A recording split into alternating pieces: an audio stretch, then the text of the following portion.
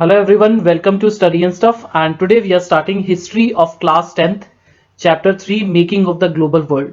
और उसका ये पार्ट 4 हम स्टार्ट करने जा रहे हैं indentured labour migration from India इस टॉपिक से। ठीक है, अब इस टॉपिक को स्टार्ट करने से पहले हम देख लेते हैं कि इंडेंचर्ड लेबर का मीनिंग क्या होता है। ठीक है जी, इंडेंचर्ड लेबर क्या होता है? A bonded labourer under contract to work for an employer for a specific amount of time to pay off his passage to a new country or home। देखो, ज्यादा कंफ्यूज होने की जरूरत नहीं है। आप ये याद रखो कि कोई भी लेबरर जो है वो इंडेंचर्ड लेबर तब बोला जाएगा अगर वो किसी ना किसी तरह से बॉन्डेड है किसी कॉन्ट्रैक्ट से। ठीक है, काम करने के लिए कॉन्ट्रैक्ट से वो बंधा हुआ है और उसमें कुछ कंडीशंस गिवन है। अगर वो उस कंडीशंस को फुलफिल करेगा, दूसरी कंट्री में उसको जाना पड़ेगा। अगर वो कॉन्ट्रैक्ट पूरा कर देगा, सारी कंडीशंस फुलफिल कर देगा, जितने टाइम के लिए काम करने का स्पेसिफिक टाइम उसमें मेंशन होगा वो सारा कंप्लीट कर देगा। जैसे 5 साल का मेनली कॉन्ट्रैक्ट होता था उस टाइम पे। अगर वो 5 साल तक काम कर देता है कॉन्ट्रैक्ट में जो भी मेंशन्ड है उसके अकॉर्डिंग, तो वो वापस अपनी कंट्री जा सकता है, या फिर उसको आगे वहीं पे रहना तो वो भी रह सकता है ना। तो ये सारी चीजें इस तरह से होती थी। अब कॉन्ट्रैक्ट में अगर हम लेबर की बात कर रहे हैं यहाँ पे इंडेंचर्ड लेबर की, तो हम ये ना सोचे कि पुराने जमाने में जो लेबर्स होते थे दूसरी कंट्रीज में जाके खेतों में काम करना पड़ता था, वही लेबर्स होते हैं। अगर आप किसी आईटी कंपनी में काम करते हो, ठीक है, आपने इंजीनियरिंग करी है, कहीं पे आप जॉब करते हो, किसी कॉल सेंटर में जॉब करते हो, गुड़गांव में जॉब करते हो, बैंगलोर में जॉब करते हो, तो आपने भी ये चीज एक्सपीरियंस की होगी कि कंपनीज आपसे बॉन्ड साइन करवाती हैं, कॉन्ट्रैक्ट साइन करवाती हैं। 2 साल का कॉन्ट्रैक्ट, 1 साल का कॉन्ट्रैक्ट। अगर आप बीच में छोड़ना चाहोगे, कंडीशन चेंज करना चाहोगे, तो बॉन्ड अगर आप ब्रेक करते हो तो आपको कुछ पेनल्टी पे करनी पड़ती है।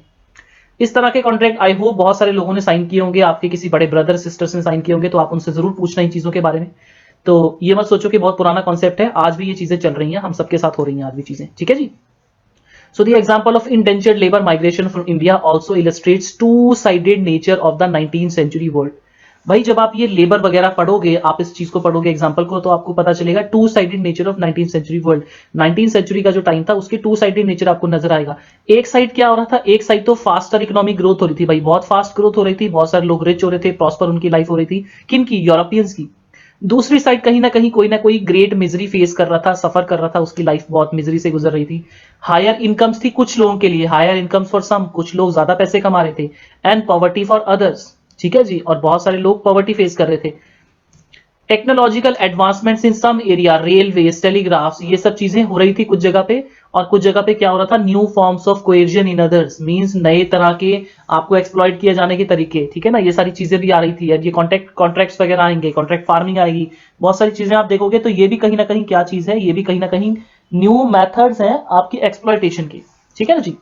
In the 19th century, hundreds of thousands of Indian Chinese laborers went to work on plantations, in mines, and in road and railway construction projects around the world। अब याद करो 18th सेंचुरी तक क्या होता था? रिचेस्ट कंट्रीज कौन कौन सी होती थी? इंडिया रिचेस्ट कंट्री थी, चाइना रिचेस्ट कंट्री थी। अब क्या हुआ? यूरोप रिच हो गया, इन्होंने अमेरिका डिस्कवर कर लिया। अब क्या होगा? ये इंडियन, चाइनीज, ये सब लोग, अफ्रीकन, ये बेचारे इनकी प्लांटेशंस में वर्क करेंगे, इनकी माइंस में वर्क करेंगे, रोड्स एंड रेलवे कंस्ट्रक्शन में वर्क करेंगे एज लेबरर्स। समझ रहे हो? कहानी पूरी तरह से उल्टी हो चुकी है। In India, indentured laborers were hired under contracts which promised return travel to India after they had worked 5 years on their employer's plantation। 5 साल का कॉन्ट्रैक्ट होता था, आप किसी दूसरी कंट्री में जाओगे, वहां पे जाके आपको किसी के प्लांटेशन में, किसी के बाग बगीचों में काम करना पड़ेगा, किसी की माइंस में काम करना पड़ेगा। 5 साल आप उनकी जो भी कंडीशंस होती हैं उस हिसाब से काम कर लेते हो, तो उसके बाद आप वापस रिटर्न ट्रैवल टू इंडिया आपको मिल जाएगा, आप दोबारा अपनी कंट्री आ सकते हो। ठीक है, एक तरह से जबरदस्ती होती थी इन लोगों के साथ। Most Indian indentured workers came from present day regions of eastern Uttar Pradesh, Bihar, central India Madhya Pradesh वाला रीजन है, and dry districts of Tamil Nadu. अब ये आपका पैराग्राफ बहुत इंपॉर्टेंट है आपके लिए, मैं समझाता हूं क्यों इंपॉर्टेंट है आपके लिए। ठीक है, क्योंकि आज जब हम देखते हैं कि पूरी कंट्री में लेबर्स कौन से प्लेसेस सप्लाई करते हैं, कौन कौन से रीजन है जो लेबर सप्लाई करते हैं सारी कंट्रीज में, तो आप देखोगे कि उत्तर प्रदेश, बिहार से, इन रीजन से सबसे ज्यादा लेबर्स पूरे हमारी दूसरी स्टेट्स में भी आते हैं, वहां पे भी वर्क करने वो लोग जाते हैं। ठीक है ना जी। उत्तर प्रदेश के लोग, बिहार के लोग आपने ऑब्जर्व किए होंगे, ये लोग वहां पे जाते हैं। और आप देखोगे कि ये सब ब्रिटिशर्स के टाइम से चल रहा है कि इंडेंचर्ड वर्कर्स कहां से होते थे? मेनली उत्तर प्रदेश, बिहार, सेंट्रल इंडिया, यहां से रीजन से सबसे ज्यादा होते थे। और ध्यान से देखो ये कौन से रीजन से, और यहाँ पे पहले क्या काम होता था, बाद में ये लोग लेबर्स की तरह इनका माइग्रेशन हो जाएगा, ये लोग लेबर्स की तरह काम करना स्टार्ट हो जाएंगे। और बहुत अनफॉर्चुनेटली मुझे बोलना पड़ रहा है कि आज भी इनकी सिचुएशन इसी तरह है, आज भी इन रीजन में ज्यादा डेवलपमेंट नहीं हो पाई है, एजुकेशन अच्छे से नहीं पहुंची है, इनकी लाइफ हम अच्छे से इंप्रूव नहीं कर पा रहे हैं, which is very bad for us. In the mid 19th century these regions experienced many changes. पहले क्या होता था, यहाँ पे कॉटेज इंडस्ट्रीज होती थी, वो क्या हो जाएंगी, डिक्लाइन हो जाएंगी। लैंड रेंट्स रोज, जो लोग रेंट पे लैंड लेके उसमें खेती बाड़ी करते हैं उनके किराए बढ़ जाएंगे। Lands were cleared for mines and plantations. आप देखो ना, छोटा नागपुर प्लेटो वाला जो रीजन है, बिहार झारखंड वाला रीजन है, वहां पे क्या होगा, जंगल साफ करने तुम शुरू कर दोगे, वहां पे माइनिंग स्टार्ट कर दोगे, प्लांटेशन स्टार्ट कर दोगे। अगर आप पहले भी पढ़ते आ रहे हो तो ट्राइबल लोग इस चीज के खिलाफ, ब्रिटिशर्स के खिलाफ उन्होंने बहुत सारी मूवमेंट स्टार्ट की हैं ट्राइबल्स ने। क्यों? क्योंकि वो फॉरेस्ट वगैरह की पूजा करते हैं, जंगल पहाड़ नदियों की, और ब्रिटिशर्स आए वहां पे उनके फॉरेस्ट उनसे छीन लिए एंड माइनिंग प्लांटेशन स्टार्ट कर दिए। All this affected the lives of poor, they failed to pay their rents, became deeply indebted and were forced to migrate in search of work. अब क्या होगा, देखो ना, ये सारी ट्रांसफॉर्मेशंस इस रीजन में तुम कर रहे हो। पहले यहाँ पे कॉटन इंडस्ट्रीज थी। हमने ना सबने संत कबीर जी के बारे में सुना हुआ है ना जी। संत कबीर जी के बारे में हमने सुना है। कबीर जी जुलाहे होते थे, वो कॉटन टेक्सटाइल बनाने का काम करते थे, है ना। तो ये वही रीजन है, उत्तर प्रदेश बिहार। यहाँ पे कॉटेज इंडस्ट्रीज थी बहुत सारी, घर घर में इंडस्ट्रीज थी, तो काफी अच्छा माहौल था। देखो उस जमाने के हिसाब से आप देखो तो इंडस्ट्रीज घर घर में होती थी, छोटे लेवल पे होती थी, मशीन्स बहुत ज्यादा मॉडर्न नहीं थी, लेकिन यार इंडस्ट्रीज तो थी ना, आप मैन्युफैक्चर्ड गुड्स तो बनाते थे ना, लोगों की लाइफ अच्छी थी। लेकिन क्या होगा, ये ब्रिटिशर्स आए, इन लोगों ने क्या किया, ये सारी इंडस्ट्रीज डिस्ट्रॉय की यहाँ से, है ना। लैंड रेंट्स इंक्रीज किए, टैक्सेस इंक्रीज किए। इन सबसे परेशान होकर कर्जे में डूब गए ये लोग, इंडेप्टेड हो गए। और इन लोगों ने क्या किया, बेचारों ने किया कि ये हमारी इंडस्ट्रीज यहाँ से डिस्ट्रॉय हो चुकी हैं, चलो भाई कहीं और काम की तलाश में हम माइग्रेट करते हैं। एंड देन यहाँ से ये लोग एज लेबरर्स इन्होंने अपनी सर्विसेज प्रोवाइड करनी दूसरे रीजन को शुरू हुई। और बड़े दुख से मुझे बोलना पड़ रहा है कि आज भी इनकी कंडीशन ऐसे ही है, और डेफिनेटली हम लोगों को इनकी कंडीशन इंप्रूव करने के लिए बहुत कुछ करने की जरूरत है हमारी कंट्री में। The main destinations of Indian indentured migrants were, देखो कहां कहां पे ये इंडिया से जो लेबर्स हैं वो जाएंगे, करेबियन आइलैंड्स जाएंगे। देखो नॉर्थ अमेरिका साउथ अमेरिका के बीच में कुछ आइलैंड्स हैं, वो होते हैं Caribbean islands. Trinidad Tobago, Guyana, Suriname, ये सारी कंट्रीज हैं। उसके अलावा पास में ही मॉरिशियस, फिजी, और यहां तक कि क्लोजर होम तमिल जो लोग होंगे, तमिल लोग कहां माइग्रेट करेंगे, वो माइग्रेट करेंगे सीलोन में। सीलोन बोलते हैं श्रीलंका को, पुराना नेम है श्रीलंका का। मलाया मलेशिया बोलते हैं। यहाँ पे जब ये लोग गए तो यहाँ पे इनको कूली बोला गया, बहुत ही डेरोगेटरी वर्ड इनके लिए यूज किया गया, बहुत बुरी बात है। और पॉलिटिकल साइंस में 10th क्लास की पॉलिटिकल साइंस की बुक में आप चैप्टर पढ़ते हो, ठीक है, जहां पे आपको पता चलता है, आप तमिल श्रीलंका के बारे में एक चैप्टर है, तो वहां पे आप पढ़ते हो कि किस तरह से आज की डेट में भी और कुछ टाइम पहले भी सिविल वॉर हुई वहां पे, और तमिलियंस को बहुत कुछ फेस करना पड़ा श्रीलंका में भी, है ना जी। अब देखो यहाँ पे ये लोग काम करने गए, और क्या है, तमिल वगैरह, देखो तमिलनाडु वगैरह से बहुत सारे लोग असम में भी टी प्लांटेशंस में काम करने गए। टी प्रोड्यूस होती है ना, चाय प्रोड्यूस होती है असम में, तो वहां पे भी टी प्लांटेशंस में काम करने ये लोग गए। Recruitment was done by agents, very very important. इस टॉपिक को आप बहुत ध्यान से सुनना। आजकल क्या, बहुत सालों से ही एक कल्चर चल रहा है हमारा, स्पेशली नॉर्थ इंडिया में तो ये बहुत फेमस है कल्चर। पंजाब वाले रीजन में एक्टिवेटेड है ये कल्चर, हरियाणा में है, यहाँ पे हिमाचल वगैरह साइड में भी है, ठीक है ना। ये कल्चर क्या है कि फॉरेन जाने का भूत सवार है बहुत सारे लोगों को।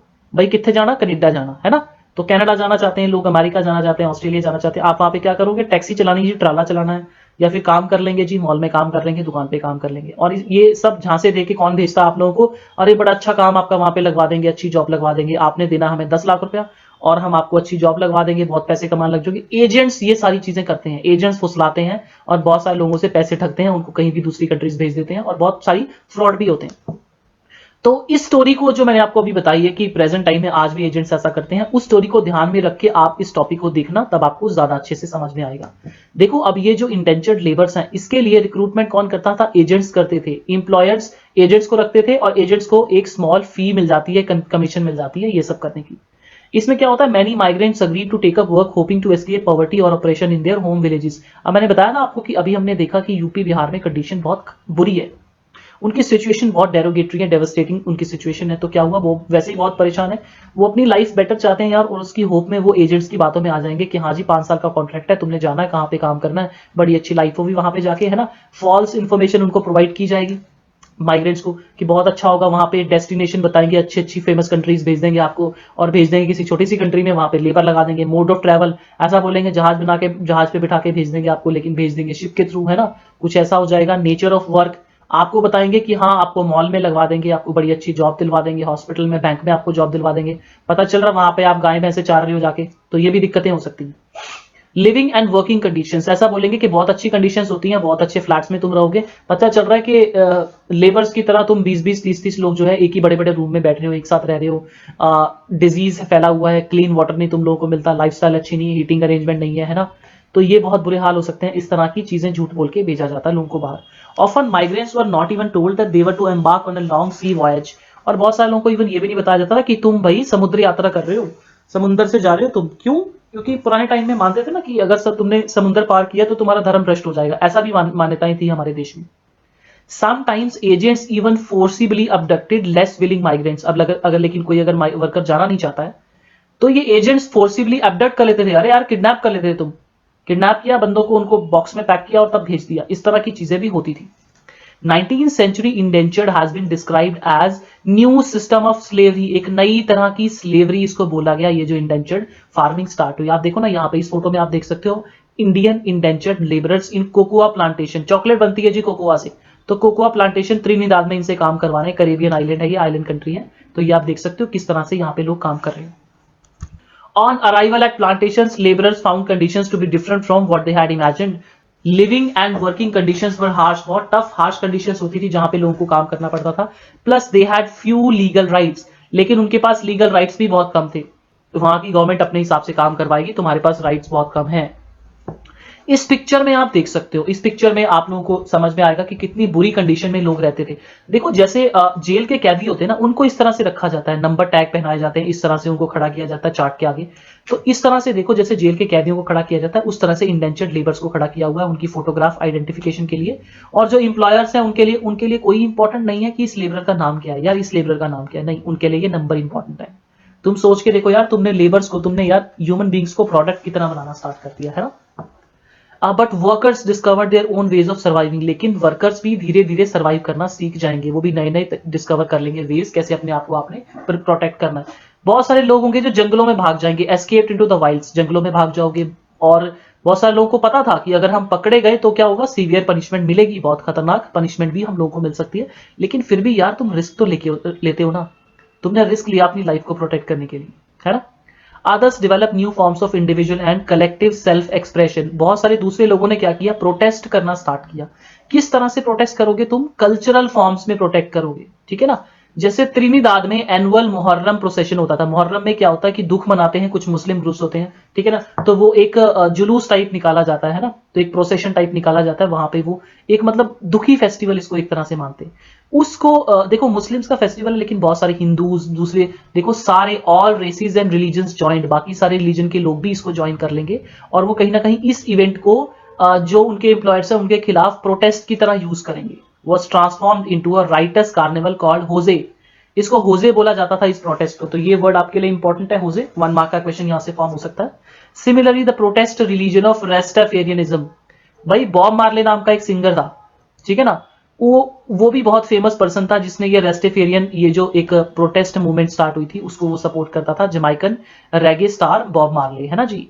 और उन लोगों ने ये स्टार्ट किया, ये बात करते थे माइग्रेंट वर्कर्स के बारे में। ये सॉन्ग्स होते थे माइग्रेंट वर्कर्स के कि किस तरह से उनकी सिचुएशन खराब है, जो भी है करेबियन आइलैंड्स में जो कंट्रीज है वहां पे ये मूवमेंट स्टार्ट हुई थी।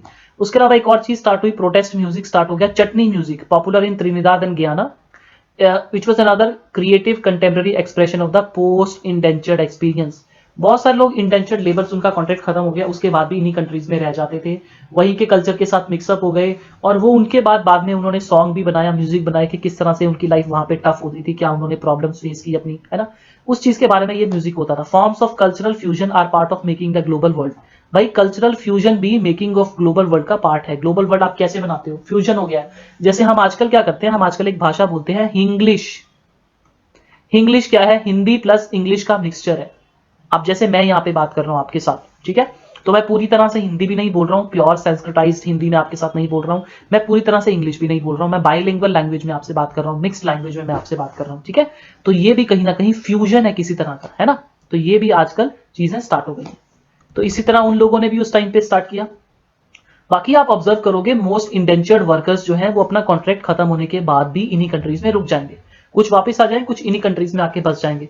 और आज भी अगर आप जाओ कभी भी तो करेबियन कंट्रीज में, यानी कि ऑलमोस्ट आप कहीं भी चले जाओ यार, यूरोप में चले जाओ, अमेरिकाज में चले जाओ, करेबियंस में चले जाओ, ऑस्ट्रेलिया में, आपको हर जगह इंडियन कम्युनिटीज नजर आ जाएगी। प्लस लेकिन स्पेशली हम जब बात करेंगे करेबियन आइलैंड्स की, तो यहाँ पे बहुत सारी कम्युनिटीज जहाँ के लोग जो है इंडियन लोग वहां पे गए थे एज इंडेंचर्ड लेबर्स, तो उनके जो आज बच्चे हैं, है ना, उनके जो आज डिसेंडेंट्स हैं वो सारे के सारे आज भी उन्हीं कंट्रीज में रहते हैं। एक बहुत बड़ा एग्जांपल है हमारे सामने वीएस नायपॉल का, नोबेल प्राइज विनिंग राइटर है ये, इनको नोबेल प्राइज भी मिल चुका है इनकी बुक के लिए।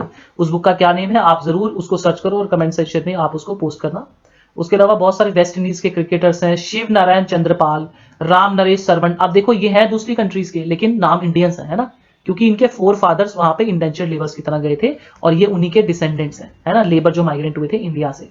अब 1900 के आसपास जो इंडिया के नेशनलिस्ट लीडर्स थे वो लोग ब्रिटिशर्स को बोलेंगे कि यार ये सिस्टम बंद होना चाहिए, वो इस सिस्टम को अपोज करेंगे इंडेंचर्ड लेबर का, और ये अब्यूजिव सिस्टम कब अबॉलिश होगा, 1921 में ये सिस्टम अबॉलिश हो जाएगा। 1 मार्क के लिए क्वेश्चन बहुत इंपॉर्टेंट है, ठीक है जी। अब ये एक और आपने यही देखा है कि descendants of India indentured workers, उनको कूली बोला जाता था, डेरोगेटरी वर्ड था, बहुत बुरी बात है। तो ये चीजें कैरेबियंस में भी उन्हें कूली बोला गया, मलेशिया मलाया वहां पे भी उनको कूली बोला गया। यहाँ पे आप देख सकते हो, ये आपको फोटो नजर आ रही हो, ये एक कॉन्ट्रैक्ट है, कॉन्ट्रैक्ट फॉर्म किस तरह का होता था इंडेंचर्ड लेबर का, तो ये उस तरह की बात की गई है। यहाँ पे एक टेस्टिमनी भी इंडेंचर्ड लेबर की, वो आपको बता रहा है कि किस तरह से प्रॉब्लम उनको फेस करनी पड़ी थी। आप वीडियो को पॉज करके जरूर इस स्टोरी को रीड करो, बहुत इंपॉर्टेंट स्टोरी है आपके लिए। नेक्स्ट मैं आपको बात करना चाहूंगा इंडियन एंटरप्रेन्योर्स की। भाई एंटरप्रेन्योर वो लोग होते हैं जो अपने लिए काम करते हैं, बिजनेस करते हैं, है ना, वो जॉब नहीं करते, वो दूसरों के लिए वर्क नहीं करते, वो अपने लिए काम करते हैं। जो अपने लिए काम करता है, सेल्फ के लिए वर्क करता है, उसको एंटरप्रेन्योर बोला जाता है, ठीक है ना जी। सो इंडियन एंटरप्रेन्योर्स अब्रॉड, अब ये टॉपिक आपके लिए बहुत इंपॉर्टेंट हो जाता है। क्यों? क्योंकि अभी तक जो हमने स्टोरी पढ़ी है कि इंडियन जो लोग हैं वो दूसरी कंट्रीज में जाते थे तो वो वर्कर्स की तरह काम करते थे और उनकी लाइफ बहुत बुरी थी, है ना, बहुत ही डिस्क्रिमिनेशन उनको फेस करना पड़ता था, बहुत ही डेरोगेटरी कंडीशंस उनको फेस करनी पड़ती थी, बहुत ही बुरी कंडीशंस में मिजरी फेस करके वो लोग रहते थे। लेकिन क्या सारे इंडियंस ने मिजरी फेस की है? सारे इंडियंस के साथ क्या बुरा हुआ है? नहीं, ऐसा कहना बिल्कुल गलत होगा, फिर चाहे ब्रिटिशर्स थे चाहे जो भी थे, है ना। लेकिन सब लोग बुरा नहीं फेस करेंगे, बहुत सारे इंडियंस एंटरप्रेन्योर्स बल्कि दूसरी कंट्रीज में जाएंगे और वो प्रोग्रेस भी करेंगे, डेवलप भी करोगे यार, प्रॉस्पर भी करोगे, ग्रो भी करोगे, पैसे कमाओगे, बहुत कुछ होगा, लाइफ भी इंप्रूव होगी, ठीक है। तो पहले हमने देखी बहुत ही दुखी पिक्चर, अब आप देख लेते हैं अच्छी अच्छी पिक्चर, ठीक है ना जी। Growing food and other crops for the world market required capital. भाई आपको कोई भी काम करना है, कुछ भी करना है, चाहे आपको कोई भी आप काम करो, है ना, आपको कैपिटल चाहिए, पैसा चाहिए इन्वेस्ट करने के लिए। लार्ज प्लांटेशन, जिनके तो भाई बहुत बड़े बड़े खेत हैं, बहुत बड़े बड़े जमींदार लोग हैं, लार्ज प्लांटेशन है जिनकी, उनको पैसा कौन दे देगा? उनको तो बैंक्स दे देंगे, उनको तो मार्केट से पैसा, रिच लोगों से वो पैसा ले लेंगे। व्हाट अबाउट हम्बल पीसेंट, जो गरीब इंसान है, गरीब एक छोटा फार्मर है ना, उसको कौन लोन देगा? वो बहुत टफ होता था, उनको कौन लोन देंगे? फिर वो लोकल मनी लेंडर से उनको लोन लेना पड़ेगा। शिकारी पूरी श्रॉफ्स यहाँ पे मेंशन है। श्रॉफ क्या होते हैं? श्रॉफ मनी लेंडर्स होते हैं एक्चुअली में, है ना जी। जैसे एक एक्टर भी है जैकी श्रॉफ, उनका बेटा है टाइगर श्रॉफ, है ना जी। तो वो मनी लेंडर्स की फैमिली जरूर रही होगी पुराने टाइम में, आप जरूर उनके बारे में सर्च करना क्या मीनिंग है इसका। एक नट्टू कोटाई चेटीआर्स है, तो चेटीआर्स भी bankers, traders, Shroffs, money lenders, यही काम होता था इनका भी। तो ये रिच क्लासेस थी, ये बैंक्स की तरह काम करते थे, दूसरे लोगों को लोन्स देते थे, है ना, फिर लोन्स पे इंटरेस्ट से इनकी लाइफ बहुत अच्छी थी। ट्रेडिंग क्लासेस थी, ये ट्रेड करते थे, बिजनेस करते थे, बहुत पैसे कमाए इन लोगों ने। They were among the many groups of bankers and traders who financed export agriculture in Central and Southeast Asia। यार इंडिया की कम्युनिटीज हैं लेकिन सेंट्रल और साउथ ईस्ट एशिया में दूसरी कंट्रीज के लोगों को लोन दे रहे हैं, समझ रहे हो। Who financed export agriculture in central and south east Asia. देखो दूसरी कंट्रीज में जो एक्सपोर्ट हो रहा है मटेरियल, उसके लिए भी लोन प्रोवाइड कर रहे हैं। अपने फंड्स होते थे इनके पास, या फिर ये बड़े बड़े यूरोपियन बैंक से बोरो करते थे मनी, आगे ज्यादा इंटरेस्ट पे चढ़ा के अपना प्रॉफिट भी रख लेते थे, है ना। उसके अलावा इन्होंने बहुत ही सोफिस्टिकेटेड नए नए सिस्टम्स बनाए मनी ट्रांसफर करने के from large distances and even developed indigenous local forms, उन्होंने कॉर्पोरेट ऑर्गेनाइजेशन की भी स्टार्ट करी। अब एक क्लास है हमारे यहाँ पे ट्रेडिंग क्लास इंडिया में, गुजरातीज, आपने जरूर सुना होगा उनके बारे में। तो गुजराती लोग क्या करते थे भाई, इनका ये धंधा बोलते हैं बिजनेस को, है ना जी, धंधा जमाना है। तो ये बहुत ऐसी ट्रेडिंग क्लास होती है, बहुत दूसरी दूसरी कंट्रीज में बसे होते हैं, ये कहीं भी जाते हैं बिजनेस स्टार्ट कर लेते हैं अपना, बहुत ही रिच क्लास होती है ना, अपने सिस्टम्स होते हैं। एक और सिस्टम जो मैं यहाँ पे सोफिस्टिकेटेड सिस्टम की मैं आपको बात करूंगा वो ये है कि जैसे आपको दूसरी कंट्रीज के से कोई मनी मंगवानी है, तो जैसे वेस्टर्न यूनियन वगैरह बहुत सारी है ना, बैंक्स के थ्रू आप मंगवा सकते हो पैसे, ये लीगल मेथड्स हैं। उसके अलावा हवाला सिस्टम भी होता है, हवाला सिस्टम भी इसी तरह काम करता है। तो ये जो हवाला सिस्टम है ये है इंडिजिनियस मेथड, सोफिस्टिकेटेड सिस्टम्स दूसरी जगह से मनी ट्रांसफर करने के। आप जरूर गूगल करो हवाला सिस्टम क्या होता है ना, मनी ट्रांसफर का सिस्टम होता है, उसके बारे में जरूर आप सर्च करो। Indian traders and money lenders also followed European colonisers in Africa. Africa में भी Indian traders and money lenders चले जाएंगे यूरोपियंस के पीछे पीछे, है ना। इसमें इंपॉर्टेंट क्लासेस कौन सी है? हैदराबादी सिंधी ट्रेडर्स वहां पे पहुंच जाएंगे, है ना। From the 1816, they established flourishing emporias as busy ports worldwide, selling local and imported curios. ठीक है ना, बहुत सारी क्यूरियस आइटम्स, ये नए नए आइटम सेल करना स्टार्ट करेंगे। और आप देखो ये सिंधी फैमिली ट्रेडर्स, ये ट्रेडर्स कहाँ पे जाके बिजनेस स्टार्ट करेंगे? दुनिया के सबसे बिजी जो पोर्ट्स होते हैं, जैसे मान लो तुम एयरपोर्ट है ना, उसी तरह सी पोर्ट्स ज्यादा होते थे उस टाइम पे, प्लेन्स तो नहीं थे उस टाइम पे, है ना। तो सी पोर्ट्स वगैरह में मतलब बिजिएस्ट लोकेशंस पे अपनी दुकानें खोलेंगे जहां पे सबसे ज्यादा सेल के चांसेस है। तो देख रहे हैं आप कितने इंटेलिजेंट भी हैं ये लोग, है ना। अब देखो नेक्स्ट टॉपिक जो हम स्टार्ट करने जा रहे हैं, that is about Indian trade, colonisation and global system. तो ये तीनों चीजें कैसे इंटरलिंक्ड है उसको हम देख लेते हैं, ठीक है ना जी। इंडियन ट्रेड का कॉलोनाइजेशन से क्या लेना देना है, ग्लोबल सिस्टम से क्या क्या लेना देना। देखो historically fine cottons produced in India were exported to Europe. ठीक है, मसलिन क्लोथ या फिर मलबल का कपड़ा, आपने जरूर इसके बारे में सुना होगा। तो ये बहुत ही अच्छी क्वालिटी का क्लोथ होता था, कॉटन क्लोथ, तो वो एक्सपोर्ट होता था यूरोप में। यूरोप में वो एक्सपोर्ट होता था। लेकिन इंडस्ट्रियलाइजेशन में क्या हुआ भाई, ब्रिटिश ने कॉटन मैन्युफैक्चर एक्सपेंड करना स्टार्ट कर दिया। ब्रिटिशर्स ने भी कॉटन के क्लोथ्स बनाने स्टार्ट कर दिए, और वो भी कैसे, मशीन मेड। अब भाई एक जगह पे क्या कर रहे हो, वर्कर्स काम कर रहे हैं, ठीक है ना, चरखे पे लोग बना रहे हैं कॉटन क्लोथ, एक जगह पे ब्रिटिशर्स मशीन से बना रहे हैं। क्या चरखे वाले कभी भी कंपटीशन कर पाएंगे मशीन वालों से? नहीं कर पाएंगे, है ना।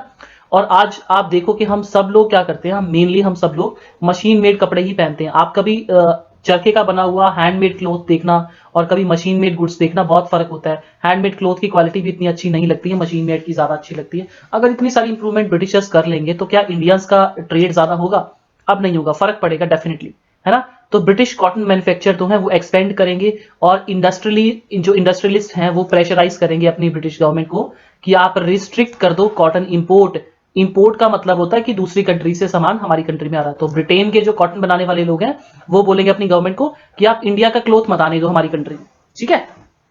उसके ऊपर आप टैरिफ इंक्रीज कर दो, टैक्सेस इंक्रीज कर दो, ताकि हमारी कंट्री में वो महंगा पड़े लोगों को, और हम अपनी कंट्री में जो प्रोड्यूस करते हैं वो सस्ता पड़े। इस तरह से वो काम करेंगे। Tariffs were imposed on cloth imports into Britain, and consequently the inflow of fine Indian cloth began to decline। और जब तुम टैक्स लगा दोगे, ज्यादा कॉस्टली कर दोगे, तो क्या वहां के लोग खरीदेंगे? कॉस्टली चीज को खरीदते हैं क्या ज्यादा लोग? नहीं खरीदेंगे। तो इंडिया का इन्फ्लो जो है वो कॉटन का, वो धीरे धीरे बंद हो जाएगा ब्रिटेन में। और यहां तक कि दूसरी कंट्री में, ओवरसीज मार्केट में जो हम अप्लाई अपना कॉटन सेल करते हैं क्लोथ, वहां पे भी ब्रिटिश मैन्युफैक्चरर्स जो है वो हमें टक्कर देना स्टार्ट कर देंगे, वो हमें कंपटीशन देना स्टार्ट कर देंगे। Indian textiles now faced stiff competition in other international markets. If we look at figures of exports from India, we see a steady decline of the share of cotton textile। अब अगर इस time की हम बात करें और देखना start करें कि हमारा कॉटन टेक्सटाइल का जो एक्सपोर्ट है दूसरी कंट्रीज को, जो हम सामान सेल करते हैं, वो क्या इंक्रीज होगा या डिक्रीज होगा? तो देखो 30%, 1800 तक हम 30% पूरी दुनिया में जो कॉटन है वो हम ही बेचते थे। तो देखो कितना बड़ा शेयर है हमारा पूरी दुनिया के ट्रेड में। और 1815 आते आते 15 साल में क्या हो जाएगा, ये हाफ हो जाएगा, सिर्फ 15% रह जाएगा। और 1970 तक 70 साल में कितना हो जाएगा, ये सिर्फ 3% रह जाएगा। जहां देखो हम 30% तक हम सप्लाई करते थे क्लॉथ पूरी दुनिया को, अब सिर्फ 3% को सप्लाई करेंगे, ठीक है। और ये इंडिया के साथ ऐसा क्यों हुआ, एक्सपोर्ट क्यों कम हुआ? देखो क्या होता है, इस टॉपिक को बहुत इंपॉर्टेंट है, इसको बहुत ध्यान से समझना, वेरी वेरी इंपॉर्टेंट।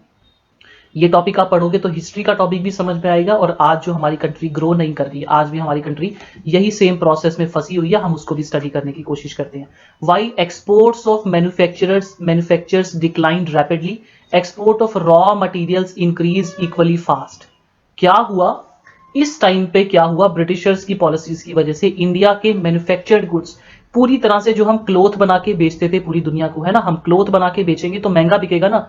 मान लो आपने रॉ मटेरियल बनाया, है ना, आपने सिर्फ कॉटन लगाई तो कॉटन रॉ मटेरियल, अगर आप किसी कंट्री को कॉटन बेचते हो कि हमारी कॉटन खरीद लो, अपनी कंट्री में क्लोथ बना लो, तो क्या होगा, कॉटन बहुत सस्ती बिकेगी। मान लेते हैं, एज्यूम करते हैं 2 रुपए पर किलो आपकी कॉटन है ना जी। और अगर आप क्लोथ बना के सेल करते हो तो वही क्लोथ जो है 50 रुपीज का बिकेगा आपका, है ना। तो अब बताओ कि रॉ मटेरियल बेचने में हमें ज्यादा फायदा होगा या हमें पूरा कॉटन क्लोथ बना के बेचने में ज्यादा फायदा होगा? ऑब्वियसली क्लोथ बना के बेचोगे तो 50 रुपीज मिलेंगे, और अगर आप रॉ मटेरियल बेचते हो तो आपको सिर्फ 2 रुपए मिलेंगे, है ना।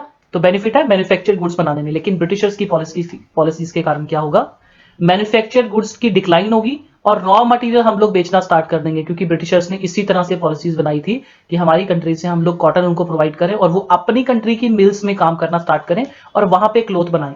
हमसे 2 रुपए की कॉटन खरीद के अपने वहां पे मिल्स में 50 रुपए का क्लोथ बना के हम ही लोगों को महंगा करके बेचते थे। समझ रहे हो? Between 1812 and 1871 the share of raw cotton exports rose from 5% to 35%। Raw cotton है ना, कॉटन हमने रॉ मटेरियल की तरह उनको एक्सपोर्ट करना ज्यादा स्टार्ट कर दिया। इट मींस कि धीरे धीरे हमारा इंडस्ट्रीज डिक्लाइन करेंगी, इंडस्ट्रियलाइजेशन इंक्रीज नहीं कर रही है। यूरोप की जो कंट्रीज है वहां पे इंडस्ट्रियलाइजेशन इंक्रीज कर रही है और अपनी कंट्री की इंडस्ट्रीज को धीरे धीरे ब्रिटिशर्स हमारी कंट्री की इंडस्ट्रीज को डिस्ट्रॉय कर रहे हैं और हमें सिर्फ एक्सपोर्टर्स ऑफ रॉ मटेरियल बना रहे हैं। Indigo use for dyeing cloth was also another export. अब इंडिगो भी बहुत इंपॉर्टेंट था, इंडिगो रिवोल्ट भी आप लोग पढ़ चुके हो एक क्लास में। इंडिगो का मतलब होता है नील, है ना, कपड़े व्हाइट्स को आप कलर करने के लिए नील यूज करते हो ना, ताकि वो अच्छे से व्हाइट हो जाए, बिल्कुल बहुत अच्छे ब्राइट हो जाए, तो वो भी बहुत इंपॉर्टेंट था। उसके अलावा क्या चीज इंपॉर्टेंट थी, very very important, opium shipments to China grew rapidly from 1820s। कहीं ना कहीं ओपियम के ट्रेड में इंडिया आगे होता है। ओपियम क्या होता है, एक तरह की ड्रग होती है ना, अफीम बोलते हैं इसको। देखो बहुत सारी लीगल ड्रग्स बनाने में भी यूज होती है, तो अच्छी भी चीज है, ऐसा नहीं है, लेकिन मेनली लोग इसको नशा करने के लिए यूज करते हैं। तो कहीं ना कहीं ब्रिटेन ने चाइना को ज्यादा नशेली वाली चीजें बेचनी स्टार्ट कर दी थी और वो ओपियम कहां पे लगाया जाता था, इंडिया में। तो कहीं ना कहीं बीच में थोड़े टाइम के लिए इंडिया ने ज्यादा मनी भी अर्न करी है ओपियम ट्रेड के कारण। लेकिन मेनली जो है बाकी सारी चीजों में क्या होता था, जैसे टी वगैरह है या और इंपोर्ट हम चाइना से करते हैं, देखो उन चीजों में हम लोग पीछे रह गए थे। कॉटन टेक्सटाइल इंडस्ट्रीज हमारी डिक्लाइन कर गई थी, है ना। तो और देखो ओवर द 19th सेंचुरी में और क्या होगा, ब्रिटिशर्स पहली बात तो हमसे रॉ मटेरियल लेके जा रहे हैं, अपनी फैक्ट्री में मैन्युफैक्चर कर रहे हैं क्लोथ्स, उससे क्या कर रहे हैं, उसके बाद महंगे क्लोथ बना के हम ही लोगों को सेल कर रहे हैं। तो देख लो, हम ही लोगों से रॉ मटेरियल सस्ते में लेते हैं, 2 रुपए में खरीदते हैं, 50 रुपए का क्लोथ बनाते हैं और उल्टा 100 रुपए में हम ही लोगों को बेच रहे हैं। तो देखो लूट रहे हैं बुरी तरह से हम। British manufacturers flooded the Indian market. Food grains and raw material exports from India to Britain and rest of the world increased. तो रॉ मटेरियल और एग्रीकल्चर जो प्रोडक्ट्स होते हैं वो हम लोगों ने पूरी दुनिया को सप्लाई करने स्टार्ट कर दिए, जो कि सस्ते होते हैं देखा जाए तो, है ना। तो हम लोग सस्ती चीजें बेचना स्टार्ट कर रहे हैं और महंगी चीजें दूसरों से खरीद रहे हैं। तो इससे क्या होगा, हमारी कंट्री को फायदा होगा या नुकसान होगा।